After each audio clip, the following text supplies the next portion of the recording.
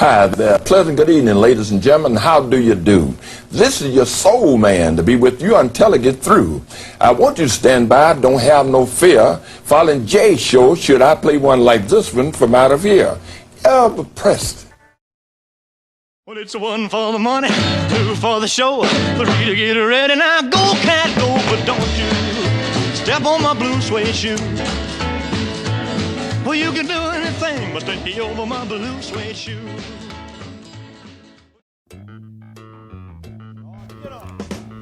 Slightly after the turn of the century, seeming more prominent than ever, racial tensions were on a rise as African Americans were populating large cities across America. A period of industrialization occurring simultaneously with World War I prompted the Great Migration. The National Association for the Advancement of Colored People, or the NAACP, fought for unity and equality, as there was an overall disparity, not only in remuneration but every aspect of life when comparing whites with African Americans. It was encouraged for these newcomers to live separate lives from the white-dominant social class that already inhabited America. Their schools were separate, their restaurants were separate, even their bathrooms were separate. So evidently, their music was also separate. Country music was prominent in white American culture, and rhythm and blues captivated the African American population. Elvis Presley stepped onto the music platform and changed things. He did what no one had expected. He combined the styles of country and rhythm and blues and created what we know today to be rock and roll. By merging these styles, he united his diverse audiences and started the integration of these two contrasting societies. Elvis Presley broke barriers in racial standards during his career by incorporating elements of different racial communities, which allowed him to lure a diverse audience. He developed a new style of music, rock and roll, which would be the beginning of an integration movement that he sparked by fusing different racial stereotypes into one style of music. I used to be the manager of a gospel group called the Four Star Quartet. And I could listen to a man sing a hymn. I could listen to a man sometime talk. I did that. And I could pick him out whether he could fit in my group.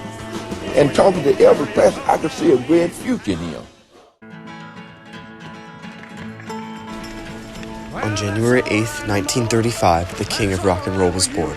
He, being a young poor boy from Tupelo, was given his first guitar around his 12th birthday and began to teach himself how to play, even though he couldn't read music. In 1953, Elvis graduated from L.C. Humes High School in Memphis and started working as a truck driver so he could pay his way into the Memphis Recording Services studio in hopes to cut his own records.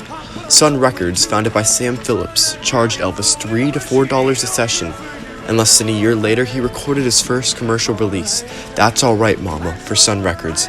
It sold over 20,000 copies and was only the beginning of the biggest career the industry had yet seen.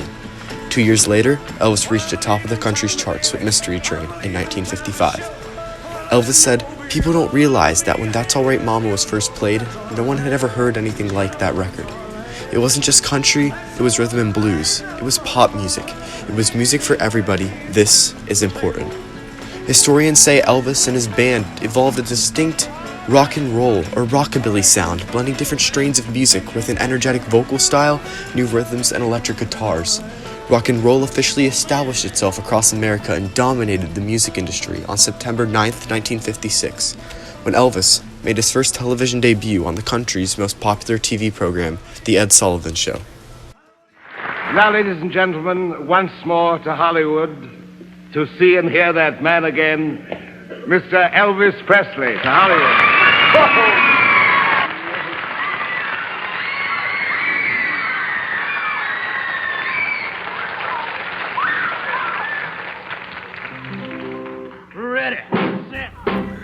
Although Elvis was one of the most popular artists of his time, he faced severe turmoil throughout his career. He suffered some harsh reviews over his controversial performances. Because he was singing what was considered to be black music, the criticism he endured had a racist edge. People were afraid of the racial barriers Elvis had started breaking, and so began to label him as a racist in order to destroy his career. Even though these people fought tirelessly to put a stop to the change Elvis was accomplishing, they failed, because Elvis's name is still praised today, and his title as the King of Rock and Roll will never be tainted. There is no room in this city for the vulgar performances of Elvis Presley. It's shocking. I watched him gyrate his legs and swivel his hips. And our parent-teachers group feels he should not be on television. We've set up a 20-man committee to do away with this vulgar, animalistic, nigger rock and roll bar. Our committee will check with the restaurant owners and the cafes to see what Presley records is on their machines, and then ask them to do away with it. Even though these people fought tirelessly to put a stop to the change Elvis was accomplishing, they failed, because Elvis's name is still praised today, and his title as the King of Rock and Roll will never be tainted. Though Elvis didn't just solely make records and perform, in 1956 he made his Hollywood debut in the hit Paramount Pictures film Love Me Tender. He was able to integrate his music into practically each of the 31 films he starred in, as well as 2 other documentary feature films. This was crucial, as now his groundbreaking act was being broadcasted in movie theaters across America and eventually across the globe.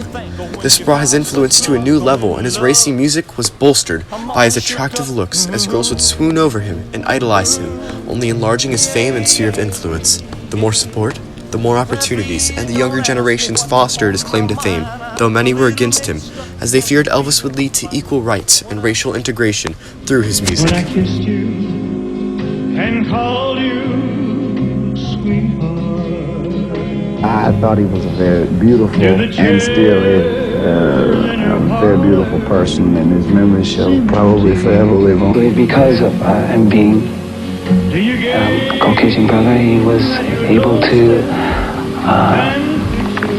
do away with that whole thing. Elvis's voice was that type of voice that agreed with the thought of Calvary. Elvis came out with a style of his own, and it was very creative.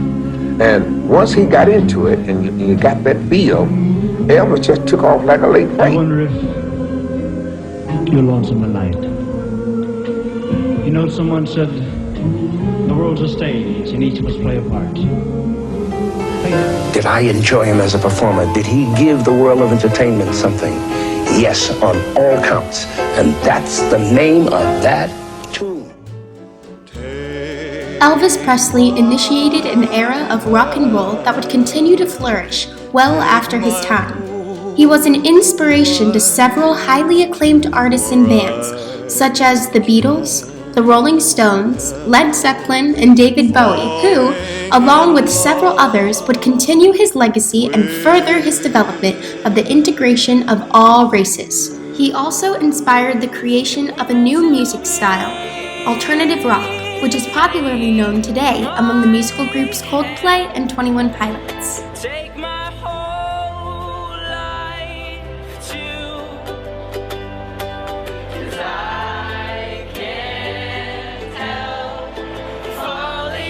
Soon after Elvis's impact, racial barriers were broken.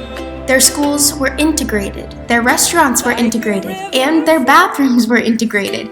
No one expected that this remarkable social change would occur with the help of a rock and roll artist that would unite his fans through the interesting dynamic of his music.